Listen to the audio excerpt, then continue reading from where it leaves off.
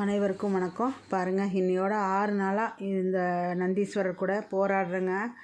ஆனால் அவள் ரெடியாகிற மாதிரியே தெரியல. பாவங்க, குழந்தையா பிறந்து யாரோ ஒருத்தர் வண்டியில் அடிச்சிட்டு போய் அந்த வேதனையை தாங்கி அதிலிருந்து மீண்டு கொஞ்சம் வந்தா, கொஞ்சம் நல்லா இருந்தா, நடக்காட்டியும் பரவாயில்ல, குழந்தை உயிரோடு நம்மக்கிட்ட இருக்குதுன்னு நினச்சேன். ஆனால் இந்த கொடிய நோய்கள் எப்படி வருதுன்னு தெரியல இவங்களுக்கு. ஆனால் இந்த புள்ள ரொம்ப படாத பாடுபடுதுங்க. கண்ணில் பார்த்தா எனக்கு கஷ்டமாக இருக்குது. இந்த 4 நாளாக நானும் எங்கேயும் போகிறக்கு முடியாமல் இந்த குழந்தை என்ன ஏதாவது விட்டுட்டு போனால் பயமாக இருக்குது. ஏதாவது ஆகிடுமோங்கிற ஒரு பயம். அவள் கூடயே இருக்கணும். சாப்பிட மாட்டேங்கிறா. ஒரு சிலர் வற்புறுத்தி திணிக்காதீங்கன்னு சொல்கிறீங்க. சாப்பாடே இல்லாமல் இருந்தால் அது என்ன ஆகுங்கிறது யோசனை பண்ணணும். டாக்டரோட அறிவுரைப்படி தாங்க அதுக்கு ஃபுட்டு கொடுத்துட்ருக்குறேன். ஃபில்லரில் கொடுக்குறேன், வாய் வழியாக மிக்சியில் அடித்து கொடுக்குறேன். அந்த மாதிரி தான் கொடுக்குறேன். கொஞ்சமாவது வயிற்றுக்குள்ளே போனால் கொஞ்சம் உயிராது தங்குமே அப்படிங்கிற ஒரு எண்ணத்தில் அப்படி பண்ணிகிட்ருக்குறேங்க. கடவுள் விட்ட வழி. நன்றி.